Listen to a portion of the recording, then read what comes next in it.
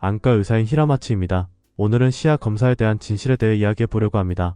당신이 시력 검사를 받을 때 느끼는 시력 저하의 정도와 보이는 범위는 사실 꽤 다릅니다. 시야 검사 데이터는 당신이 생각하는 시야와 동일하지 않습니다. 예를 들어 제 어머니의 시야를 예로 들어 설명하겠습니다. 녹내장의 초본질에서 말하자면 전반부에 89페이지의 시야가 실려 있습니다. 이런 식으로 시야가 제시되어 있고 이런 식으로 조금 보이지 않는 부분이 있으며 중앙의 위와 아래도 꽤 보이지 않는다고 느낄 것 같습니다. 하지만 실제로 당신의 시야가 이렇게 둥글게 보이는지는 잘 모르겠습니다. 조금 더 잘 보일 것이라고 생각합니다. 저도 시야가 어느 정도 범위를 보고 있는지에 대해 이렇게 손이 움직이고 있는 것은 알 수 있습니다. 이쪽으로 움직이고 있는 것이 보인다. 당신도 손을 움직이면 알 수 있지만 거의 눈의 가장자리에서도 움직이고 있는 것이 보입니다. 즉 상당히 넓은 범위가 본래 보이지만 시야 검사할 때는 중앙 쪽, 구체적으로 말하자면 30도 범위만 조사하고 있습니다. 왜 그런 일을 하는지 궁금하게 생각할 것입니다. 보통 생각해보면 180도 가까운 시야가 있다고 할 때 그중 30도만 조사했다면 소홀한 것은 아니지만 더 철저히 조사하는 것이 좋다고 생각합니다. 실제로 어느 정도 범위인지 조사한 내용이 이 책의 70페이지에 실려있으며 보시면 알 수 있습니다만 이것이 정상적인 전체 시야입니다. 일반적인 시야입니다. 이 안에 검은 원 범위만을 추출한 검사가 여러분이 자주 보는 시야 검사입니다. 그러므로 당신이 평소 시력 검사에서 점점 시야가 검게 변하고 모든 범위가 검게 변하면 실명할까 걱정하더라도 그것은 다르다는 것을 알 수 있습니다. 만약 여기서 완전히 어두워져서 아무것도 보이지 않게 되더라도 가운데 이곳이 검은 것일 뿐입니다. 다른 것은 보입니다. 이것은 꽤 오해받는 경우가 많다. 저도 여러분의 병 상태를 설명할 때 예를 들어 녹내장의 경우 초기에는 MD값이 0에서 -6 사이, 중기는 -6에서 -12, -12 이상이 후기로 -30이 되면 중심부가 모두 잘 보이지 않는다고 표현합니다. 모든 것이 잘 보이지 않게 되는 것은 아닙니다. 중심이 모두 보기 힘들어질 뿐이므로 중심 이외의 부분은 보입니다. 즉 실명하지 않은 것입니다. 가령 당신이 지금 평소에 하고 있는 시야 검사가 완전히 어두워져도 보입니다. 걸을 수 있는지에 대해 말하자면 대부분의 사람들이 걸을 수 있습니다. 이런 일이 있어서 이것을 중심만 잘 파낸 검사를 정적 시야 검사라고 한다. 정적이라는 것은 움직임과 대조되는 의미의 조용함이다. 조용한 시야 검사라고 합니다. 그리고 여기 넓은 범위, 전체 범위를 조사하는 검사를 동적 시야 검사라고 합니다. 그 이유는 동적 시야 검사가 기계가 아니기 때문입니다. 사람이 빛을 움직여서 보이는지를 판단하기 때문에 동적이라고 합니다. 하지만 기계의 시야 검사에서는 빛을 움직이지 않습니다. 빛이 비치고 나서 꺼지면서 점으로 표시되기 때문에 정적 시야 검사와 표현을 합니다. 그래서 시야는 생각보다 실제로 넓습니다. 구체적으로 말하자면 중심 30도와 비교했을 때 귀 쪽의 시야는 100도입니다. 보통 생각하면 90도라고 생각하지만 실제로는 10도 더 뒤쪽까지 볼 수 있습니다. 그래서 수평에서 10도 더하고 코 쪽은 60도입니다. 왜 저쪽이 잘 보이지 않느냐 하면 코 쪽이 방해가 되기 때문입니다. 그래서 60도 정도밖에 보이지 않습니다. 하지만 두 눈이 있기 때문에 양쪽 귀 쪽에서 각각 100도씩 보이므로 전체적으로 거의 200도는 볼 수 있습니다.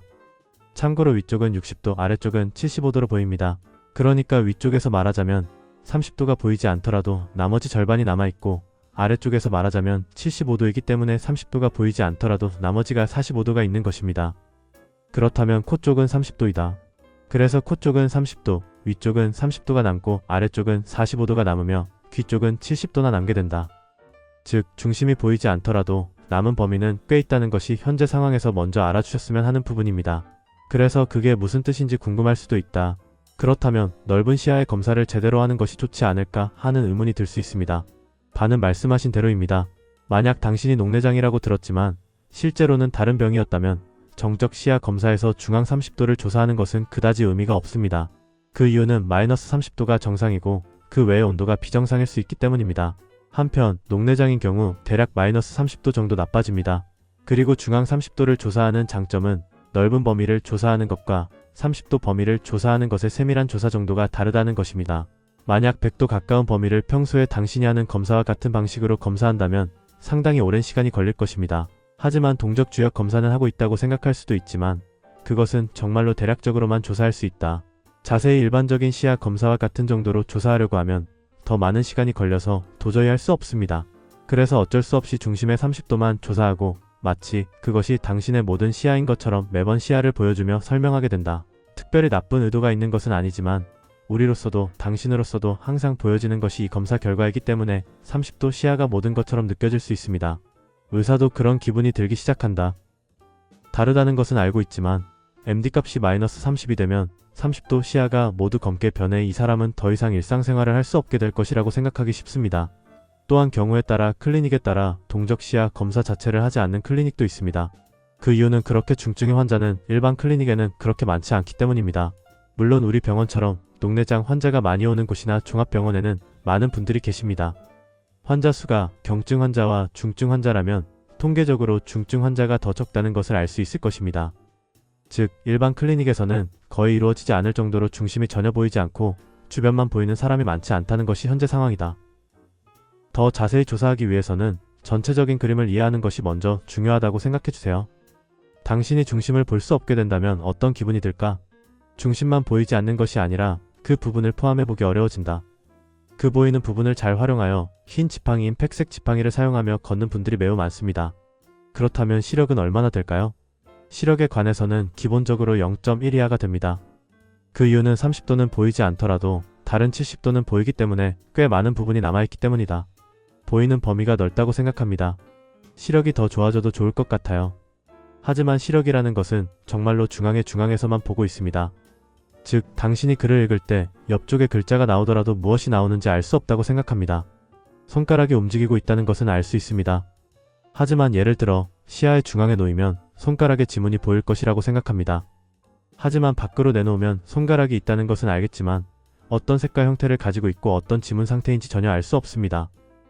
조금 더 뒤로 가면 전혀 알 수 없듯이 시력이라는 것은 글자를 읽는 기능이 중심 30도 안에 10도 시야에서 거의 지배하고 있습니다.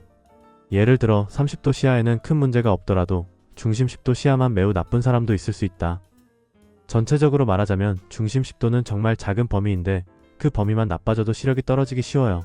그래서 저는 지금까지 중심 10도, 즉 중앙이 얼마나 보이는지가 생활이나 증상의 진행 지표에 매우 중요하다고 생각해 왔습니다.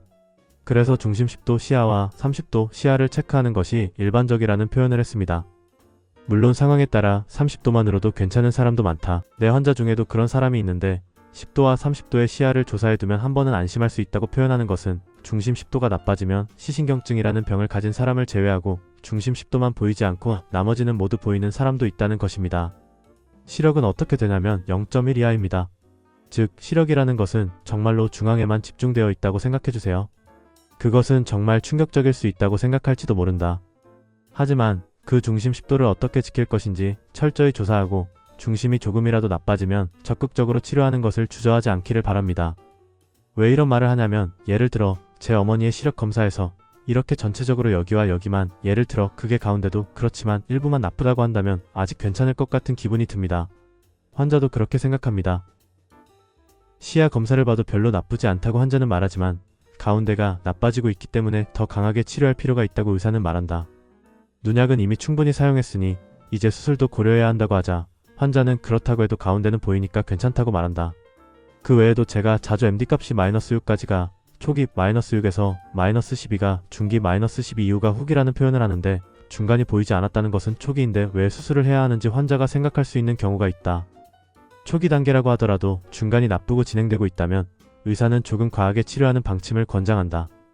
당신 스스로도 조금 더 적극적으로 치료에 임해야 한다는 마음가짐을 가지면 앞으로 증상이 진행되지 않을 수 있습니다. 가운데가 나쁘다고 해서 안 된다고 말하고 싶은 건 아니다. 그렇지 않고 중앙이 나쁘더라도 조기에 치료를 받으면 많이 진행이 안정되는 사람들이 많습니다. 하지만 중앙 시력이 나빠진 사람들은 전체 시야의 데이터가 너무 나쁘지 않기 때문에 시력이 떨어질 때까지 지켜보겠다고 솔직히 말하는 사람이 많다. 설명은 하겠지만 이걸 보고 있는 당신은 이해할 수 있을지도 모르지만 일반 환자들이 이를 이해하기는 쉽지 않다. 내가 그 부분을 충분히 설명하지 못했을 수도 있지만 이걸 본 당신은 그 사실을 알게 되었으니 정말 이득입니다. 그것을 알고 있다면 주치의가 적극적인 치료에 대해 이야기할 때 데이터가 나쁘지 않을 수도 있겠다고 생각할 수 있습니다. 하지만 시야의 중앙이 나빠지고 있다는 것은 조금 더 노력해야 한다고 생각하게 만들죠. 그렇기 때문에 오늘은 시야가 중요하다는 것을 조금 아셨으면 합니다. 정리하자면 중심이 나빠지면 시력이 급격히 떨어집니다. 그리고 시야 데이터는 예를 들어 이 녹내장 초본질이라는 책에도 실려있으니 꼭 참고해서 보시기를 바랍니다. 앞으로도 녹내장에 국한되지 않고 시야, 그리고 시력 등 다양한 데이터를 업로드할 예정이니 확인해 주시면 좋겠습니다. 잘 부탁드립니다.